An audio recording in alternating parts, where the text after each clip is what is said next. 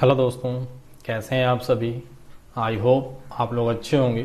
तो दोस्तों, आज हम आप लोगों के लिए लेकर आए हैं जो हाल ही में हमारा एलडीसी या सीएचएसएल आप कह लें, उसका जो एग्ज़ाम हुआ था वो अक्टूबर के महीने में, उसी का हम सॉल्यूशन लेकर आए हैं दोस्तों। तो पहला जो पेपर हुआ था आपको 12 अक्टूबर 2019 को फर्स्ट शिफ्ट का, उसी का हम पेपर आज सोल्व करने वाले हैं। ठीक है दोस्तों, तो चलते हैं, देखते हैं आप कैसे ही बहुत ही शॉर्ट टाइम में किसी बड़े बड़े क्वेश्चन को सोल्व कर सकते हैं। तो चले हम आपको बताते हैं आज पूरी की पूरी क्वेश्चंस, आपको मैथ के 25 क्वेश्चन जो भी हैं पूरा आपको यहाँ पे हम सोल्व करवाने वाले हैं। तो देखिएगा दोस्तों, पहला आपसे क्वेश्चन कह रहा है, दी गई आकृति में जीवाएं पी क्यू और आर एस एक दूसरे को बिंदु एल पर काटती है। जैसा कि आप फिगर में देख पा रहे हैं यहाँ पे दोस्तों, पी क्यू है और आर एस है जो बिंदु एल पे एक दूसरे को काट रही है। तो बोलता है कि आर एल की लंबाई ज्ञात करें। फिगर में आप देख लेंगे, यहाँ पे आपसे कह रहा है आर एल की लंबाई ज्ञात करें। तो आर एल की लंबाई ज्ञात करना है तो इसके लिए एक फार्मूला होता है, दोनों जो रेखाएं हैं दोस्तों उसको ले लें। जैसे आर एल गुने एल एस बराबर जो दूसरी रेखा है पी क्यू वाली, उसको एक पार्ट ले लें पी एल गुना एल क्यू। इस फार्मूले पे आप सेट कर लें। तो आर एल आपको निकालना है, इसलिए आर एल आप क्या करेंगे, रहने देंगे। एल एस आपका 6 सेंटीमीटर तो 6, पी एल आपका है दोस्तों 9 सेंटीमीटर तो 9, और एल क्यू आपका 4 सेंटीमीटर तो 4। यहाँ से देखेंगे आप, इधर देखिए 9 चौका 36 और 6 इधर हो जाएगा, मतलब पूरे आपका 6 बार में कट जाएगा। तो आर एल बराबर हो जाएगा दोस्तों आपका 6 सेंटीमीटर। और यही आपसे इस सवाल में जानना चाह रहा था कि आर एल की लंबाई आप हमको फाइंड आउट करके बता दें कि आर एल की लंबाई कितनी होगी। तो 6 सेंटीमीटर होगी। ये आपको यहाँ पे बनाना है इसलिए, नहीं तो आप यहाँ पे से मन से भी कर सकते थे दोस्तों, कोई बड़ी इशू नहीं है। तो चले बढ़ते हैं अगले क्वेश्चन की तरफ। यहाँ पे बहुत अच्छे से सवाल है दोस्तों, ये भी एडवांस पोर्शन का पे पूछे गए हैं। कह रहा है त्रिभुज एक्स बाई जेड। तो सबसे पहले आप एक त्रिभुज एक्स बाई जेड का डायग्राम बना ले दोस्तों। चलिए हम यहाँ से बना ले रहे हैं एक त्रिभुज जो आपका दोस्तों एक्स बाई जेड। ये एक्स है हमारा, ये बाई है और ये जेड है। कह रहा है में क्रमशः एल और एम क्रमशः भुजाओं एक्स बाई और एक्स जेड का मध्य बिंदु है। यहाँ पे जो है एक्स बाई का मध्य बिंदु आपका एल है दोस्तों, और एक्स जेड का मध्य बिंदु आपका एम है। तो कह रहा है कि मध्य बिंदु है आर रेखाखंड एल एम पर। एल एम जो एक रेखा है, इस पे कोई आर एक बिंदु है, या आर जो है एक बिंदु है। कह रहा है इस प्रकार स्थित है कि एल आर जो है यहाँ से लेके यहाँ तक वो रेशियो में क्या है 1 सेंटीमीटर है, और आर एम जो है रेशियो में 2 है। तो कह रहा है यदि एल आर बराबर 3 सेंटीमीटर, एल आर देखिएगा यहाँ एल है मेरा इस पॉइंट पे और आर हमारा इस पॉइंट पे। एल आर बोल रहा है आपका कितना सेंटीमीटर है, 3 सेंटीमीटर। ठीक है, क्वेश्चन में दे रखा है एल आर बराबर 3 सेंटीमीटर, लेकिन एल आर बराबर मेरा कितना रेशियो में 1 सेंटीमीटर। ठीक है, तो 1 का मान हो गया 3 और 2 का मान हो गया दोस्तों 3 दूना 6 सेंटीमीटर। क्लियर है यहाँ से सारे को। चूंकि एल आर मेरा रेशियो में दिया हुआ 1, लेकिन एल आर बराबर दिया हुआ एक्चुअल वैल्यू 3 सेंटीमीटर, तो एक रेशियो का मान हो जाएगा 3। तो आर एम जो है रेशियो में 2 है, तो इसका एक्चुअल वैल्यू कितना हो जाएगा 6 सेंटीमीटर। ठीक है दोस्तों, और पूरी अगर हम बात कर लें एल एम की, तो एल एम बराबर कितना हो जाएगा 3 इधर और 6 इधर, यानी 6 3 9 सेंटीमीटर। जो एल एम की लंबाई है वो हमारे कितना हो जाएगा 9 सेंटीमीटर। तो आपसे कह रहा है बाई जेड ज्ञात करें। बाई जेड मतलब ये ज्ञात करना आपको कि ये आपको कितना है। ठीक है दोस्तों, तो देखिएगा सब एल और एम क्या है, मध्य बिंदु है एक्स बाई और एक्स जेड का। तो ये जो रेखा की लंबाई होगी एल एम, वो आपका आधा होता है बाई जेड का, या कह लें कि जो बाई जेड होगा वो एल एम का दुगना होगा। तो ये अगर कितना निकल गया एल एम 9, तो ये कितना हो जाएगा 18। जो बीच वाली रेखा निकली आपका एल एम, उसका डबल हो जाएगा। तो बीच वाली रेखा आपका 9 सेंटीमीटर था, तो वाई जेड कितना हो जाएगा 9 दूना 18 सेंटीमीटर हो जाएगा दोस्तों। ठीक है, चूँकि आज बहुत क्वेश्चंस बताने हैं 25 क्वेश्चंस, इसलिए हम थोड़ा जल्दी में हैं और टाइम आपको इसमें कम लगेगा। चलेंगे देखेंगे आज आगे जो क्वेश्चन करा दोस्तों, इसमें करा cos x माइनस बाई बराबर √3/2। आप यहाँ से निकाल सकते हैं cos x माइनस बाई बराबर कॉस में किसका मान √3/2 होता है दोस्तों, कॉस 30 का। तो यहाँ देखिए कॉस से कॉस कैंसिल आउट हो जाएगा, x माइनस बाई बराबर आपका कितना फाइंड आउट हो जाएगा दोस्तों, 30। अब वहीं दूसरी तरफ आपका दिया हुआ दोस्तों कि साइन x प्लस बाई बराबर 1/2। तो यहाँ से आप जानते हैं इसको जो है वो आप लिख लीजिए साइन x प्लस बाई, और इधर साइन में किसका मान 1/2 होता है, साइन 30 का मान, तो साइन 30, और साइन से साइन इधर भी कट जाएगा दोस्तों, आपका आ जाएगा x प्लस बाई बराबर 30। अब आपके पास यहाँ पे दो इक्वेशन है, x प्लस बाई बराबर 30 और x माइनस बाई बराबर 30। अब दोनों इक्वेशन को जोड़ दीजिए, x माइनस बाई बराबर 30 और x प्लस बाई बराबर 30। तो आपसे पूछ किसका वैल्यू रहा वो देख लेंगे दोस्तों, x का। तो x को छोड़ दिए, बाई प्लस और माइनस है कैंसिल आउट हो जाएगा, 2x बराबर 60। तो x बराबर कितना हो जाएगा दोस्तों यहाँ से 30। तो यहाँ से हमारा वैल्यू निकल जाएगा x बराबर 30 डिग्री। ठीक है दोस्तों, तो ये हमारे इस सवाल का जवाब है। ये सारे के सारे क्वेश्चन आपके एलडीसी में पूछे गए हैं 12 अक्टूबर को फर्स्ट शिफ्ट वाली में। चलते हैं अगली क्वेश्चन की तरफ। ये भी बहुत आसान सा क्वेश्चन है टाइम एंड वर्क का। इसमें कह रहा है कि 15 आदमी एक काम को 10 दिनों में करते हैं, मतलब 15 आदमी या 15 मैन किसी काम को 10 दिनों में करते हैं, यानी 10 डेज में। तो कहता है इसी काम को 20 आदमी कितने दिनों में करेंगे, इसी काम को 20 आदमी कितने दिनों में करेंगे। यहाँ से जो आपका है वो निकालना है डेज का। तो यहाँ से देखेंगे 10 दूना 20 और 2 इधर और 15 इधर, तो 7.5, मतलब इधर 7.5 हो गया, इधर डेज हो गया, तो कितने दिन में, 7.5 दिनों में। ठीक है दोस्तों, बहुत ही आसान से सवाल है। आगे बढ़ते हैं। 5वां थोड़े से अच्छे लेवल के सवाल हैं दोस्तों, और ये एडवांस पोर्शन के बहुत अच्छे हमें ये क्वेश्चन लगे, और इसमें कुछ नहीं, बस आपका माइंड को देखा गया है। यहाँ पे कह रहा है a प्लस बी प्लस सी बराबर 2।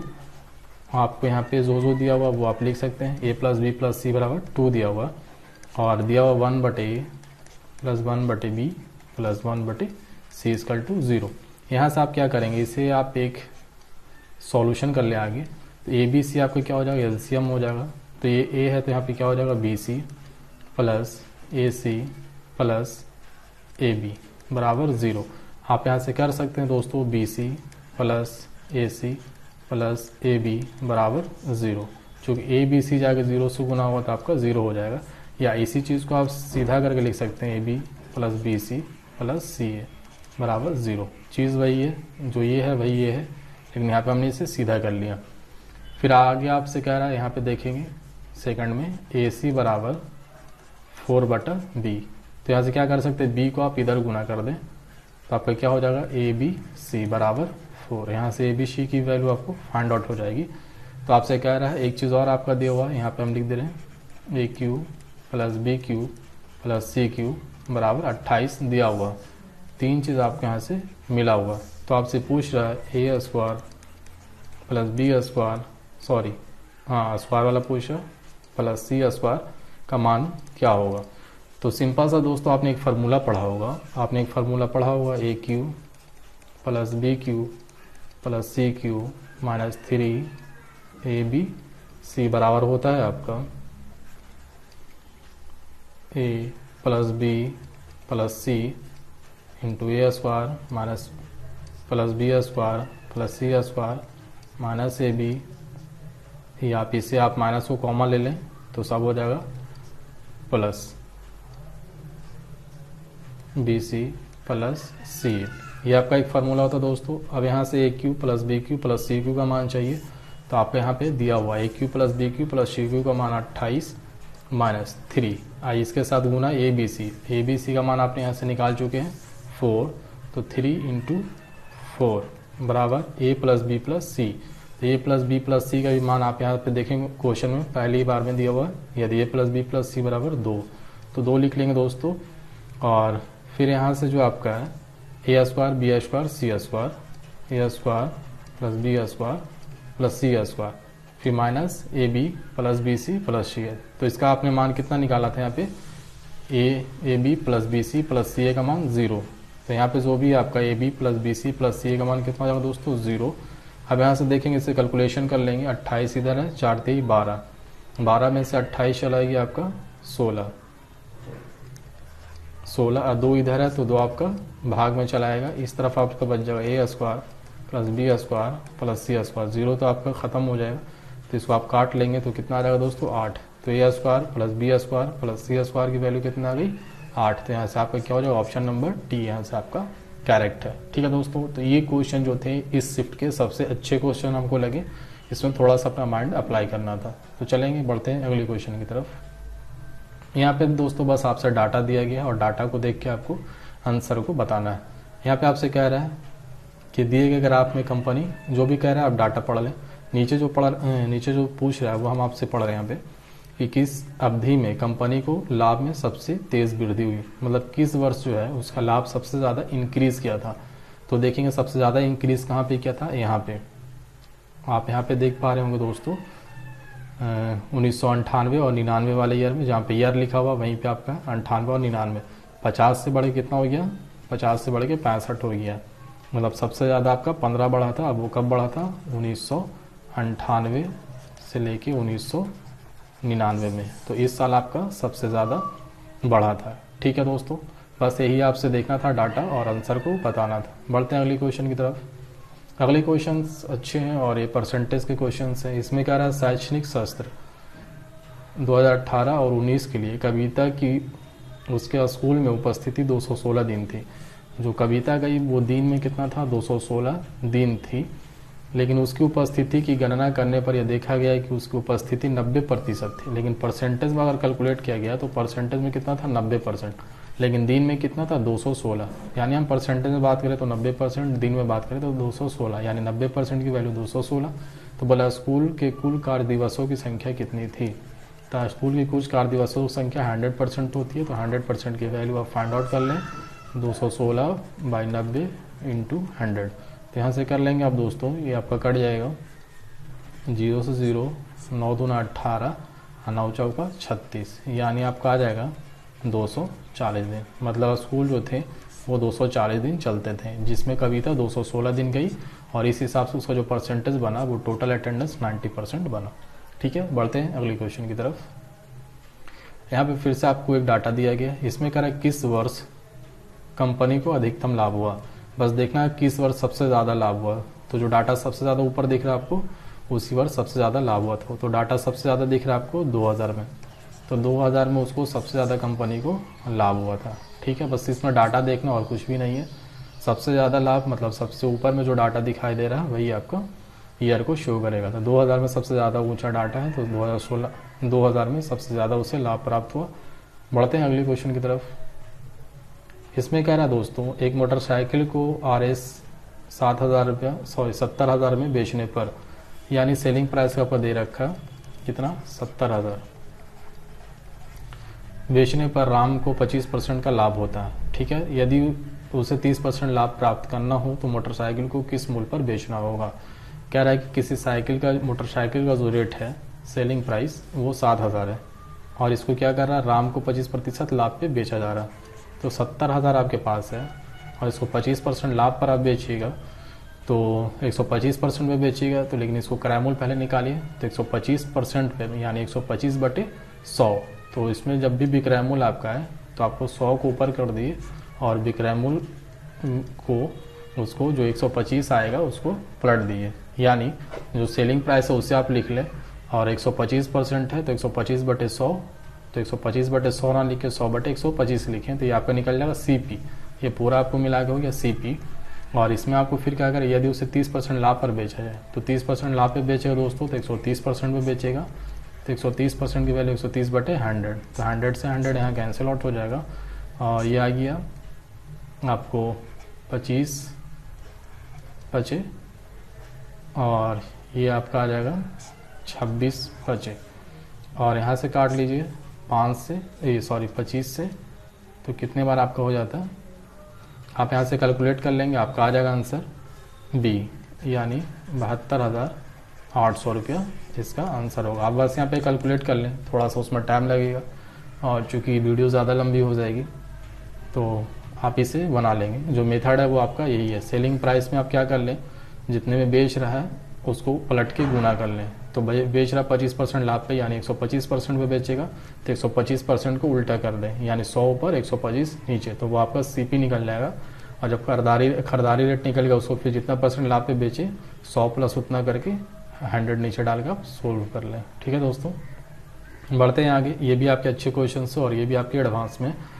इसमें आपका दे रखा है x माइनस 2y बराबर 3, एक स्टेटमेंट है। दूसरा स्टेटमेंट का x बाई इक्वल टू 5। तो आपसे पूछा finally x square minus 4y square. तो इस तरह का सवाल को करने के लिए आप थोड़ा सा मन से एक डिजिट लें जो आपको दोनों इक्वेशन को सेटिस्फाइड करते हैं। एक्स बाई है यहाँ पे दोस्तों, यानी 2 डिजिट यहाँ पे गुना है। अगर एक्स की वैल्यू हम 5 ले लें और बाई की वैल्यू 1 ले लें और बीच में कुछ नहीं मतलब गुना है, तो 5 एकम 5, यही तो है 5 एकम 5। फिर इसी वैल्यू को आप यहाँ डाल के चेक कर लें, एक्स बराबर कितना 5 और बाई बराबर 1, वाई बराबर 1 है ना, और यहाँ तो 1 और 2 से गुना होता है 2, तो 5 माइनस 2 यानी 3, यानी मेरा जो है वो सही है। एक्स बराबर हमको कितना लेना होगा 5 लेना होगा और बाई बराबर आपको कितना लेना होगा 1 लेना होगा, और ये जो है वैल्यू आपको दोनों इक्वेशन में सेट कर रहा।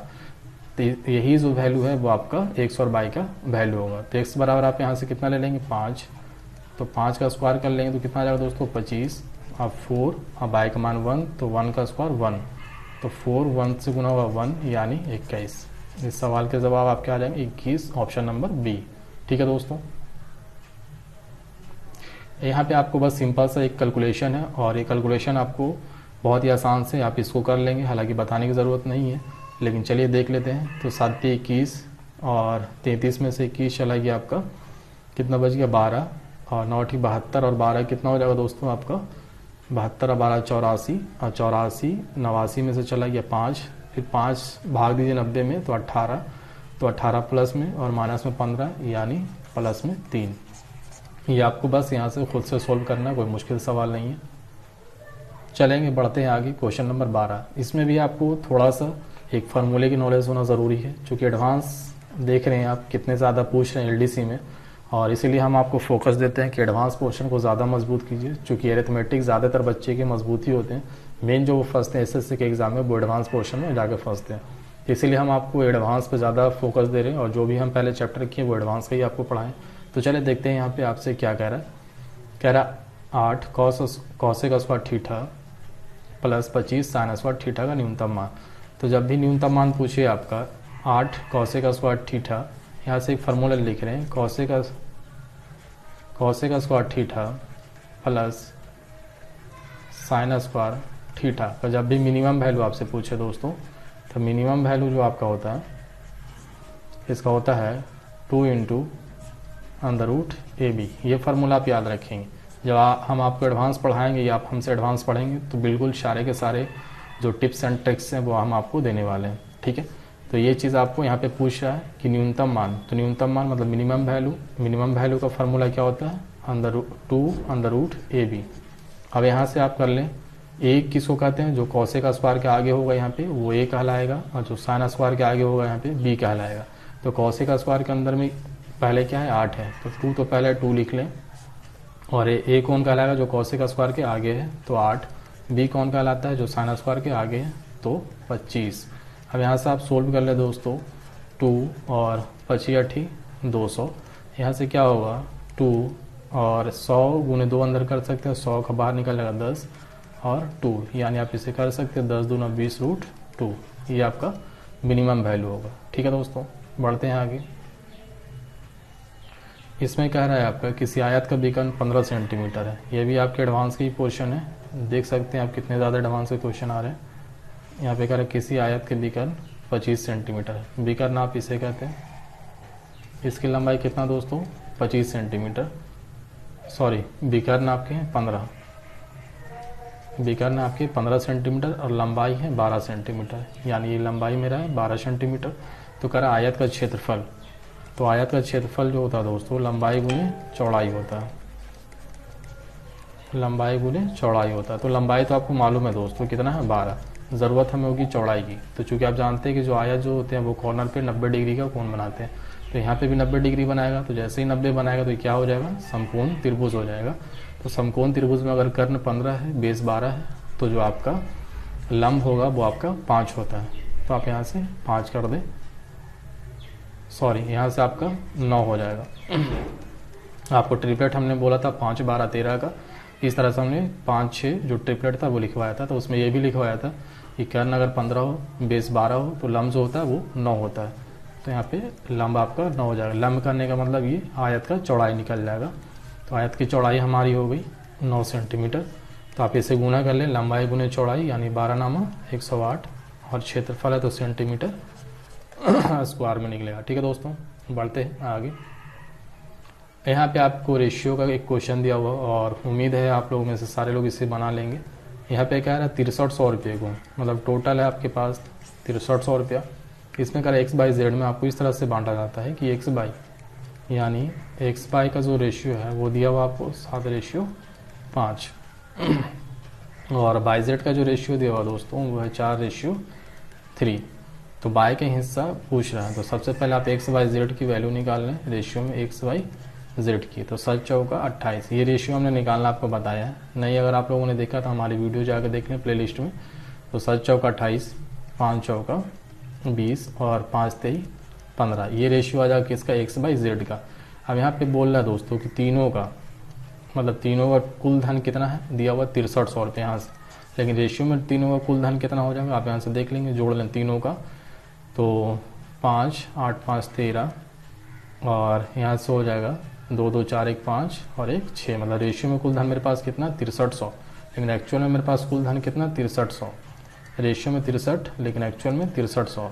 तो 63 बराबर 63, 1 बराबर आप निकालेंगे तो यहाँ से आ जाएगा 100। तो रेशियो 1 का मान कितना आ जाएगा दोस्तों 100। तो आपसे पूछा किसका मान, बाई का। तो बाई का वैल्यू देखेंगे सेकंड नंबर पे, तो सेकंड नंबर पे बाई कितना 20। तो 20 रेशियो का मान निकालना और 1 रेशियो का मान 100। तो 20 गुने 100 यानी 2000 रुपये। ये आपके इस सवाल के जवाब है। ठीक है दोस्तों, तो चले बढ़ते हैं आगे। यहाँ पे बस आपसे एक डाटा देखना है और डाटा देख के आपको बताना है कि क्या है। यहाँ पे आपसे कह रहा है उस शिक्षक को पहचान करें, उस शिक्षक की पहचान करें जिनके छात्रों ने अधिकतम सुधार किए। तो अधिकतम सुधार कौन किए, जिसके बीच ज़्यादा डिफरेंस हो वही आपके ज़्यादा सुधार करेंगे। तो लास्ट से सेकंड वाले देखें, लास्ट से सेकंड देखें, आपको डॉक्टर कॉलरा का अंतर ज़्यादा है। तो आप यहाँ से doctor cholera option number C आप यहाँ से टिक कर लेंगे। बस यहाँ से डाटा देखना आपके पास और कुछ भी नहीं है। जिसके बीच का डिफरेंस ज़्यादा हो उसी ने सबसे ज़्यादा सुधार किए हैं। ठीक है, तो option number C doctor cholera. बढ़ते हैं आगे क्वेश्चन। यहाँ पे आपसे कह रहा है दोस्तों कि cos theta plus sine theta, यहाँ से चलिए हम लिखते हैं। आपके पास कह रहा cos theta plus sine theta बटे cos theta minus sine theta बराबर 8 है। तो आपको कॉट थीटा का मान निकालना है। तो जब भी कॉट थीटा का मान निकालना है तो कॉट आप इसमें कन्वर्ट कर दें, कॉट में कन्वर्ट कर दें। तो कॉट में कैसे कन्वर्ट करेंगे, तो हम साइन में अंश और साइन से अंश और हर में भाग दे देते हैं। तो जैसे इसमें साइन से भाग देंगे अंश में, तो ये बन जाएगा कॉस थीटा प्लस साइन बटे साइन 1 आ जाएगा, और फिर ये क्या हो जाएगा कॉट थीटा हो जाएगा, और माइनस साइन से साइन कट जाएगा 1 होगा, इधर आ जाएगा 8।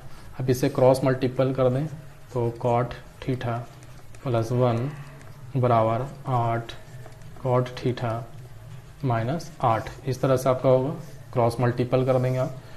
तो इधर आपका हो जाएगा 8 जो माइनस में आप इस तरफ लेके चले जाए तो इस तरफ आ जाएगा 9, और इस तरफ आ जाएगा 8 कॉट थीटा में से 1 कॉट थीटा चला जाएगा तो 7 कॉट थीटा। आपसे पूछ रहा था सिर्फ कॉट थीटा, तो कॉट थीटा आपका हो जाएगा 9/7, और यही आपके इस सवाल के जवाब हैं। तो आपके ऑप्शन नंबर यहाँ से बी सही हो जाएंगे।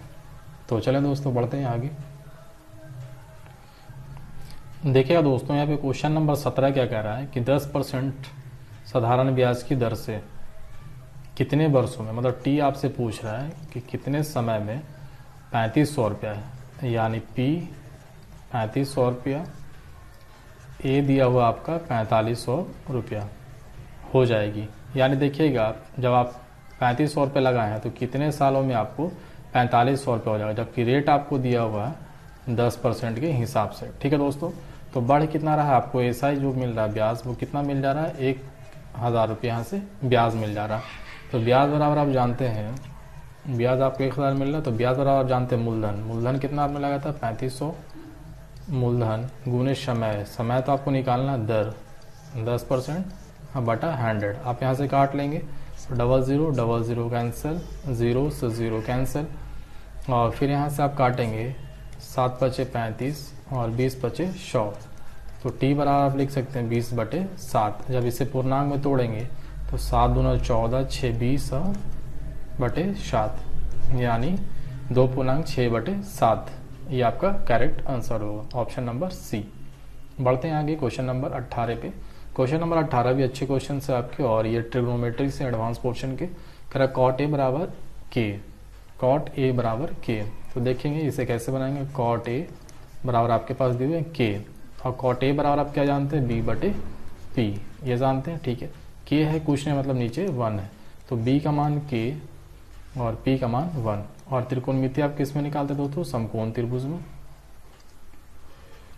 तो b आप किसको कहते हैं, जो बेस होता है। p किससे कहते हैं, जो परपेंडिकुलर रहता है, तब परपेंडिकुलर 1 है, और बेस जो था k था, तो k लिखा।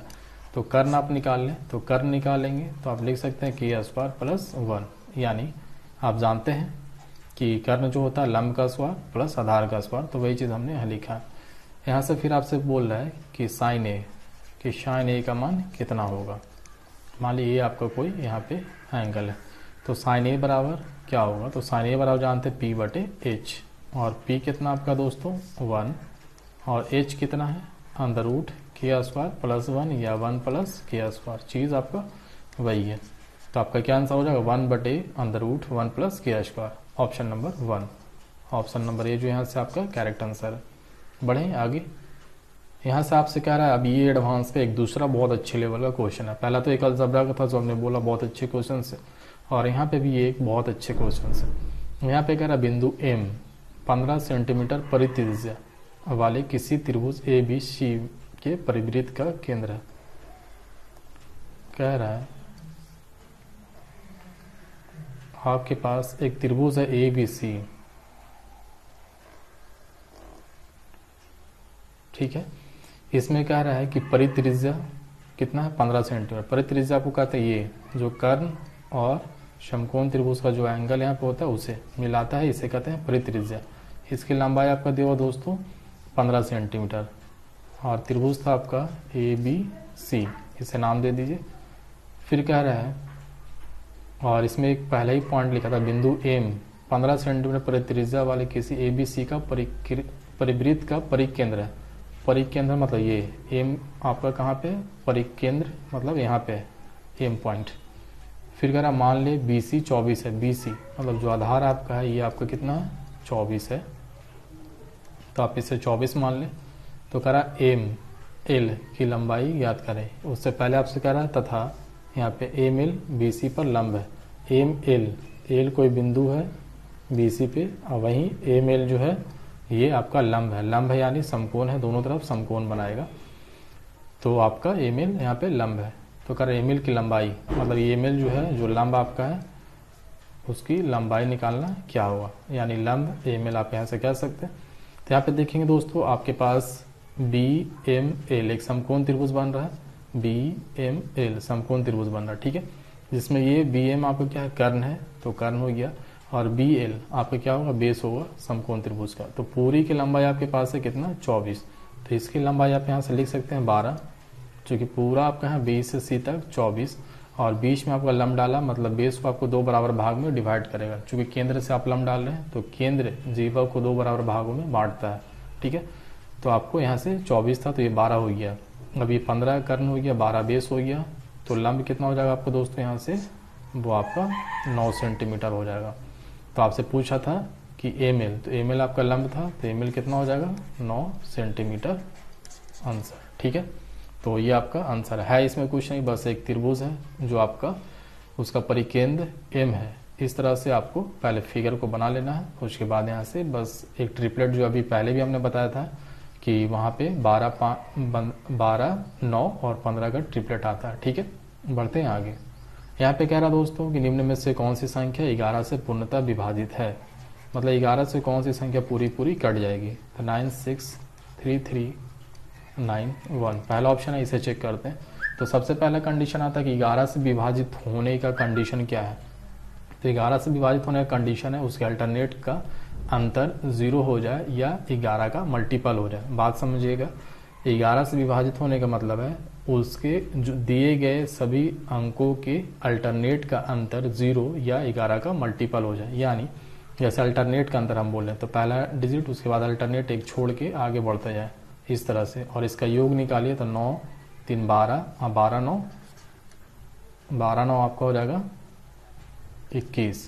तो ये अल्टरनेट एक हो गया। दूसरा अल्टरनेट क्या था, 6 से चलेंगे, 6 3 9 9 1 10, तो इसका आपका हो गया जोड़ 10। अब दोनों अल्टरनेट का जो अंतर होगा वो 0 आ जाए या फिर 11 का मल्टीपल आ जाए तो हम समझेंगे कि वो 11 से विभाजित है। तो दोनों का अंतर कितना आ जा रहा है, 11। तो 11 आ गया मतलब 11 का मल्टीपल आ गया, यानी ये संख्या जो है आपका 11 से विभाजित है। या दोनों का अंतर 0 आ जाए तो भी हम समझेंगे कि संख्या 11 से विभाजित है। ठीक है, बढ़े दोस्तों आगे चलेंगे। देखें क्वेश्चन नंबर 21। क्वेश्चन नंबर 21 आपसे कह रहा है एक फिगर दिया हुआ, फिगर को आप देख लेंगे जिसमें कोण AOC दिया हुआ 118, तो ACD का मान पूछा है कितना हुआ। तो जब भी AOC का मान दिया हुआ है, जब वो AOC का मान दिया हुआ दोस्तों 108, तो केंद्र पे का कोण परिधि पे का कोण का दुगना होता है, या हम बात कर लें परिधि पे का कोण केंद्र पे का कोण का आधा होता है। तो ये 118 था, तो ये कोण कितना हो जाएगा हमारा 59 डिग्री, और जो ये कोण होता है वही कोण आपका बाहर वाला कोण होता है। तो ये 59, तो ये भी हमारा 59। बस सिंपल सा ये थ्योरी याद रखेंगे, और ये थ्योरी हमने आपको जब ज्योमेट्री हमने सगीर अहमद की बुक से पढ़ाया था वहाँ पे हमने इस क्वेश्चन को डिस्कस किया। तो इसका आंसर हो जाएगा, पूछा था कोण ACD, तो ACD आपका कितना हो जाएगा दोस्तों 59 डिग्री, और यही आपके इस सवाल के जवाब है। ठीक है दोस्तों, बढ़े आगे देखेंगे दोस्तों क्वेश्चन नंबर 22। क्वेश्चन नंबर 22 क्या कर रहा है, इसमें आपका एक डाटा दे रखा है और इसमें आपसे पूछ रहा है, कह रहा है क्वेश्चन कि वर्ष 1900, यहाँ पढ़ेंगे, वर्ष 1996 के दौरान कंपनी का व्यय 30 करोड़ था। व्यय आपका दिया हुआ है कितना 30 करोड़, और ये कब का था दोस्तों 1996 का डाटा है। फिर कह रहा है उस वर्ष कंपनी का आय करोड़ में कितनी होगी। आय पूछ रहा है आपको उसी वर्ष करोड़ में ही पूछ रहा है कि कितनी करोड़ होगी, मतलब कितना करोड़ आपको होगा वो हमको बताइए। और यहाँ पे आपको एक फार्मूला सिंपल सा दिया हुआ, फार्मूला क्या है, आपको अपने से फार्मूले का यूज़ नहीं करना, वो फार्मूला यहाँ पे आपको दे रखा है। तो आप यहाँ पे नीचे लिख लीजिए, यहाँ पे फार्मूला आपको दिया हुआ परसेंटेज लाभ बराबर आय माइनस व्यय बटा व्यय गुणे 100। ये फार्मूला आपको दिया हुआ, इसी फार्मूले का आपको यूज़ करना है। अब देखिएगा डाटा से 1996 का बात कर रहा है आपसे, क्वेश्चन देखेंगे आपसे बात किसका कर रहा है 1996। यहाँ पे 1996 का डाटा देखेंगे तो 1996 का डाटा आपका यहाँ पे है। 1996 में आपका लाभ, यहाँ देखिएगा लाभ जो दिया हुआ है इन लाख, मतलब लाख में दिया हुआ, आपको करोड़ में नहीं दिया हुआ। तो कितना लाख में है 45, चूँकि 1996 में कितना 45 लाख है, और वो क्या है आपका लाभ है।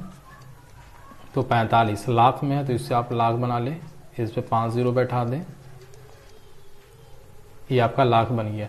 लेकिन यहाँ आपसे कह रहा है कि आपको निकालना है किसमें, आय जो है आपको करोड़ में निकालना है। तो लाख को करोड़ में बदलने के लिए क्या कीजिएगा, इसको 1 पे 7 जीरो बैठा दीजिए, तो आपका करोड़ में हो जाएगा। इकाई दहाई सैकड़ा हज़ार 10,000 लाख 10 लाख करोड़। ठीक है, और फिर यहाँ जो लाभ जो आपका दिया परसेंटेज में, तो परसेंटेज में लाभ बनाने के लिए हमको क्या करना होता है 100 से गुना को करना होता है। क्योंकि यहाँ जो लाभ है 45, वो ये परसेंटेज में नहीं है दोस्तों, 45 लाख है।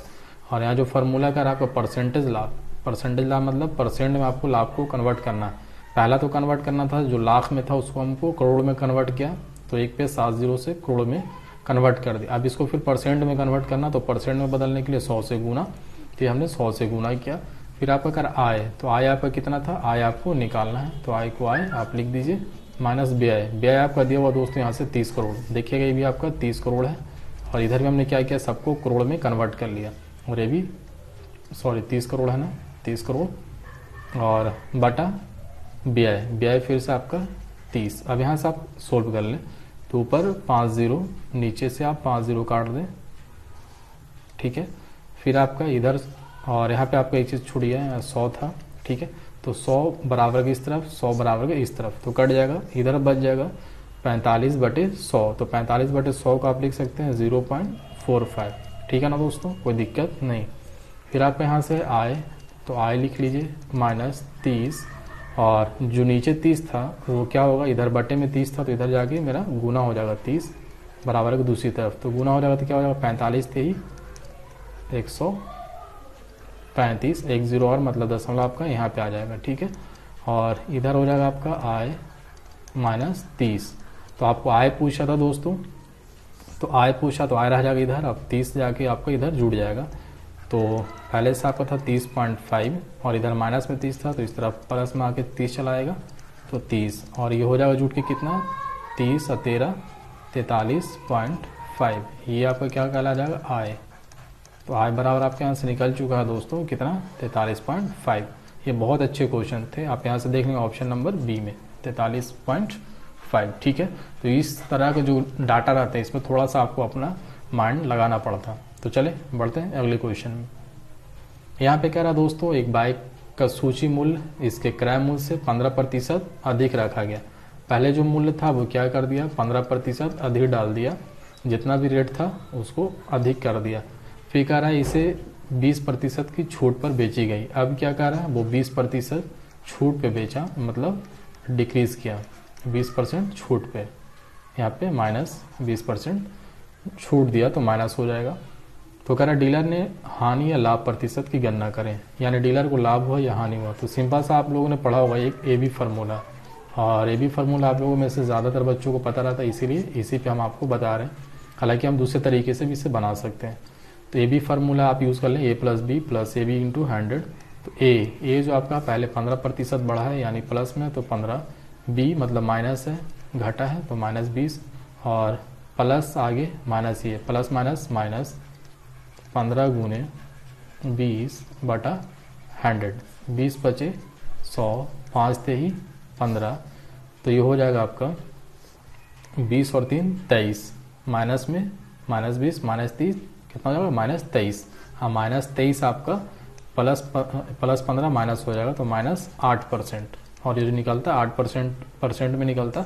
और माइनस क्या बताता है यहाँ पे, माइनस आपको हानि को बताता है। तो यहाँ से हानि हो जाएगा कितने % का दोस्तों 8% का यहाँ से हानि हो जाएगा। अगर यहाँ +8 आता तो यहाँ से 8% का लाभ हो जाता। तो फाइनल आपको आके देखना है कि माइनस आ रहा है या प्लस आ रहा। तो माइनस आ रहा है यानी हानि को इंडिकेट करेगा, और जो डिजिट है वो 8% आपको उसको बताएगा। तो 8% का लॉस, तो यहाँ आप ऑप्शन में देख लें लॉस 8%, ऑप्शन नंबर डी। बढ़ेंगे अगले क्वेश्चन की तरफ। यहाँ पे कह रहा बिल्कुल एवरेज का क्वेश्चन है। इसमें कह रहा 25 व्यक्तियों के समूह की औसत 28 वर्ष है, मतलब 25 व्यक्ति था और हर व्यक्ति का औसत उम्र कितना था 28 वर्ष। तो 25 × 28 कर लें। फिर कह रहा 25 वर्ष औसत आयु के 5 नए व्यक्ति इस समूह में शामिल हो गए।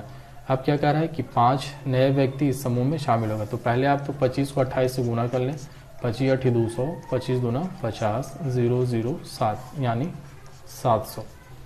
ये टोटल कितने व्यक्ति का 25 व्यक्ति का। फिर आपसे कह रहा है कि 25 वर्ष औसत आयु वाले 5 नए व्यक्ति, तो 5 नए व्यक्ति जुड़ जाएंगे। तो पहले से 30 व्यक्ति थे, अब मेरा कितना है 30 व्यक्ति, और हर व्यक्ति का औसत उम्र कितना है, सॉरी इसको आप जोड़िए मत, रहने दिए। 5 नए व्यक्ति हैं तो 5 रहने दिए, और हर औसत कितना हर व्यक्ति की 25 वर्ष, तो 25 × 125, यानी जो 5 नए व्यक्ति आए हैं उनका टोटल जोड़ कितना हो जाएगा आयु का 125। तो टोटल जो 30 व्यक्ति थे उसका हम जोड़ लेते हैं 30 मैन। 30 मैन का आप यहाँ से कर लें तो टोटल कितना, 25 आदमी का टोटल उम्र 70 साल, और 5 व्यक्ति जो बाद में आए थे उनका 125, यानी 30 व्यक्ति का टोटल कितना हो जाएगा 825 साल। ठीक है, तो कह रहा है अब सभी व्यक्तियों की औसत उम्र क्या है, यानी अब तो 30 आदमी अब है, तो हर आदमी का पूछा औसत उम्र, यानी एक व्यक्ति का सबका बताइए। तो 825/30, यहाँ से आप भाग दे दें तो यहाँ से जो आपका कैलकुलेशन कर आएगा वो आपका आंसर होगा 30 दूना 60, 2 2 5, 8 3 24, ज़्यादा हो जाएगा 7 21, आपका हो जाएगा 5 1 0, फिर आपका हो जाएगा 5 3 15 मतलब 27.5। तो 27.5 आपका हर व्यक्ति का उम्र हो जाएगा, औसत उम्र। ठीक है दोस्तों, तो ये आपके इस सवाल के जवाब हो जाएंगे। यानी पहले 25 व्यक्ति थे और हर व्यक्ति का औसत उम्र 28 वर्ष, तो 25 गुना 28 मतलब टोटल 25 व्यक्ति का उम्र का योग निकल गया। फिर बाद में 5 व्यक्ति और हर व्यक्ति का उम्र था औसत 25, तो 25 25 125 मतलब पांचों जो व्यक्ति बाद में उनका टोटल योग 125 का। टोटल जो हमारे पास व्यक्ति हो गए 25 पहले 5 ये, तो 25 5 30 व्यक्ति, और टोटल उम्र जो हो गया हमारे पास 700 पहले थे 125 मतलब 825, यानी 30 व्यक्ति का उम्र टोटल हो गया 825। तो एक व्यक्ति औसत मतलब हर एक व्यक्ति का, तो हर एक व्यक्ति का औसत उम्र कितना हो गया 27.5 यानी 27.5 साल। बढ़ते हैं आगे। यहाँ पे कह रहा दोस्तों रीचा ए और बी की यात्रा। रीचा जो है ए से लेके बी तक का जो यात्रा करती है वो 15 किलोमीटर प्रति घंटे की चाल से, यानी ए से चलना शुरू की तो बी तक पहुंची आपको 15 किलोमीटर प्रति घंटे की चाल से बी पॉइंट पे। ठीक है, फिर कह रहा है बी से सी, यानी बी से सी तक फिर जाएगी वो 20 किलोमीटर प्रति घंटे की चाल से। फिर कहता है सी से डी 30 किलोमीटर, अब यहाँ सी हो गया, और सी से डी यानी 30 किलोमीटर प्रति घंटे की चाल से। यहाँ कह रहा है जो आपका कि ए बी बराबर बी सी बराबर सी डी, यानी तीनों जो लंबाई आपका ये और ये तीनों आपका बराबर है। तो रीचा की औसत चाल यानी एवरेज वेलोसिटी आपको निकालना है कितना। तो इस तरह का क्वेश्चन हमने एवरेज में बताया था दोस्तों, सेम पैटर्न का क्वेश्चन था, सेम क्वेश्चन। ठीक है, तो यहाँ पे आप देखेंगे, बता दे रहे हैं आपको फिर से कि जब भी औसत चाल बोले और 3 डिजिट रहे और तीनों आपस में दूरी जो हो बराबर हो और चाल आपके अलग अलग हो या सेम हो, उससे फर्क नहीं पड़ता। तो इसके लिए आप सिंपल से एक फॉर्मूला यूज़ करेंगे, 3x/z बटा x/y plus yz plus zx, ये आपका फार्मूला आता है। अब यहाँ से आप सिंपल सा कैलकुलेट कर लें 3x/z, तो 3x मतलब पहला जो चाल था 15, y जो है 20, z जो है 30, और फिर यहाँ से आपका x/y यानी 15 गुने 20, तो 15 दूनी 30 यानी 300 प्लस yz, y आपका 20 है और z कितना 30, तो 3 दूना 6 600 प्लस zx 15 दूना 30, सॉरी 15 30 45 450। अभी से आप कैलकुलेशन कर लें, कैलकुलेशन करने के बाद जो आपका आंसर आएगा वही आपके इस सवाल के जवाब आएंगे। ठीक है दोस्तों, अब इसमें कुछ भारी रखा हुआ नहीं है, क्योंकि बेकार का टाइम इसमें लगेगा। आप इतना कर सकते हैं, आप इतने समझदार हैं, आप इसे कर लेंगे। ठीक है दोस्तों, तो ये हमारा क्वेश्चन था जो LDC अभी जो हुआ था एग्ज़ाम, LDC आपको 12 अक्टूबर 2019 को फर्स्ट शिफ्ट में जो आपको पूछे गए थे मॉर्निंग वाले में, उसमें आपको ये सारे के सारे क्वेश्चन आए थे। तो आई होप आपके सारे डाउट क्लियर हो गए होंगे। जिन बच्चों का एग्ज़ाम इस शिफ्ट में होगा वो अपना आंसर यहाँ से मिला सकते हैं। ठीक है दोस्तों, तब तक के लिए आपसे इजाज़त लेते हैं, फिर आपसे मुलाकात होगी किसी अगले वीडियो के साथ। तब तक के लिए thank you. Thanks for watching my YouTube channel.